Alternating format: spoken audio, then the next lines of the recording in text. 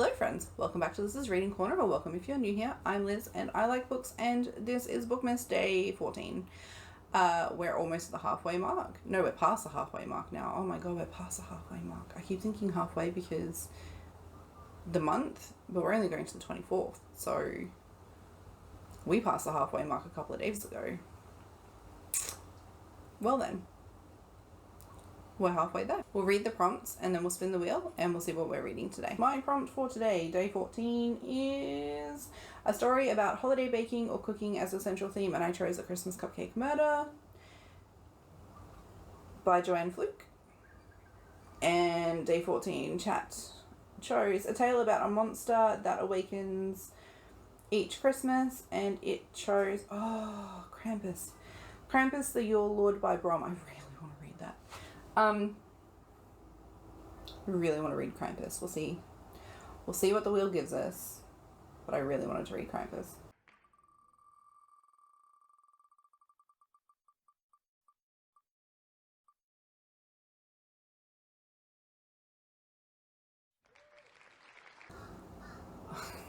It's not Krampus. Alright. We are reading A Christmas Cupcake Murder by Joanne Fluke. I will be with you soon with some thoughts. So I am 75 pages into The Christmas Cupcake Murder. Christmas Cupcake Murder? Yep. The Christmas Cupcake Murder of 484, and I am starting to think that maybe I just shouldn't be reading Christmas books, or at least do like horror Christmas books or something, because general fiction or whatever these are, it's not working out for me. We are following Hannah. Hannah owns a bakery, and she, I guess, doesn't know how to set boundaries or something. I think she's a people pleaser, quite honestly. That's how it comes across. But her mother is insufferable. She just like waltzes in. So Hannah's there getting ready, like working through baking stuff for the Christmas rush that she's going to be going through.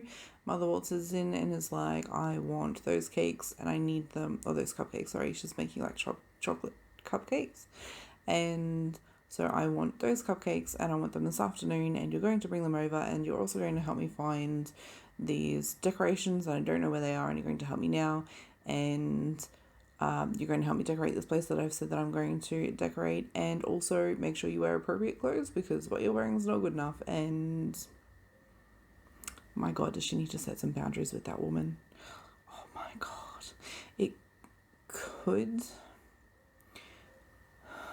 So I think part of my problem is when it comes to this sort of a storyline, I've spent the last 2 years making or setting very hard boundaries in my personal life. And I think because I'm going through that phase, reading about someone who refuses to do that just kind of hits wrong for me. And so, yeah, it's a bit difficult. Sorry for the shaky camera. That didn't go very well, did it? But yeah, so yeah, I don't know. Maybe Christmas fiction's just not for me. Maybe I just need to go back to horror. Maybe one day in Bookmas we'll get a good Christmas read. I just don't think this book is it, quite honestly. And after DNFing yesterday, I don't want to DNF another book. But this one's also just kind of like, so I don't know if it's just because I've had just such a horrible time with the Christmas fiction that I've chosen. Anyway, I will be back very soon with some more thoughts. Alright, so I finished Christmas Cupcake Murder. Basically we follow Hannah, who is a baker. She finds this homeless man outside of her bakery, I think it is. He asks her if she has any jobs for him to do, and I think she gives him like food. And then so that first day, Hannah's mother, Dolores, comes in. She's very demanding. Like, she just wants Hannah to drop what she's doing and just do what Dolores wants Hannah to do. And so that first day she has to like stop what she's doing, and she has to go and help her mother find these Christmas decorations that are out in this shed that's falling apart, but it is full of like all of these antiques. I don't believe that someone who actually cares about antiques would leave them in a shed with a roof that's collapsing. But anyway, and so we just like follow them through the day, and then Dolores and her friend collect these antiques, and they've decided that they want to move them into like a shop, and they want to like start fixing them up and selling them. So they go speak to the real estate, and the realtor that they know, and the realtor is like, oh, I've got this great place. And so they go to this place, and they find that homeless man that Hannah saw like that morning, and he's like, I think he's unconscious.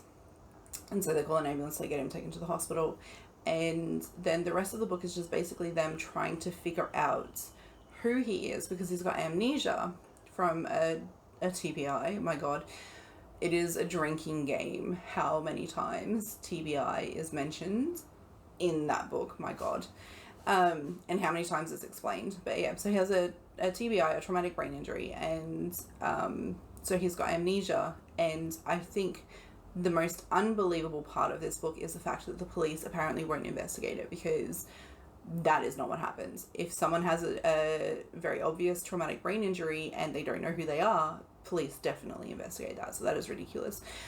This book is also very, very wordy. Like, it could have been done in half of the pages, like half the number of pages, because the descriptions are insane, and there's just a lot of, she said this and she said this and this is what they did, and they baked it this way, and they set the things out this way, like the decorations out this way. Oh, and there is actually recipes at the end of almost every chapter.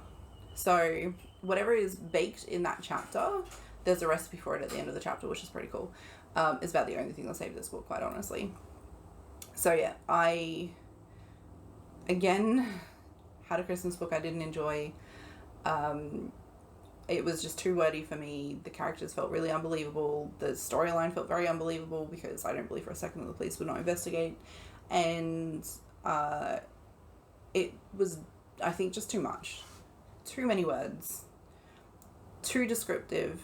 Like, there are times where you can be over descriptive. So like in high fantasy, you need that world building, and you need those very in-depth descriptions of things. But when it's a mystery, or like a whodunit, or a, I don't know, suspense, when it's this, you don't need those in-depth descriptions. Like, it makes the book too long.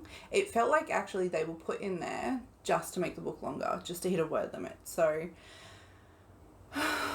yeah, another disappointing book. I gave it 2 stars, and that's only because there's recipes in there, and some of the recipes actually sound pretty tasty.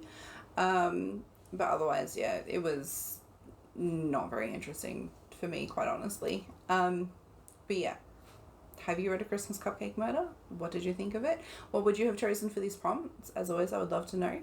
If you like what I do here, please like, share, and subscribe, and I will see you tomorrow for another day of Bookmas. Bye!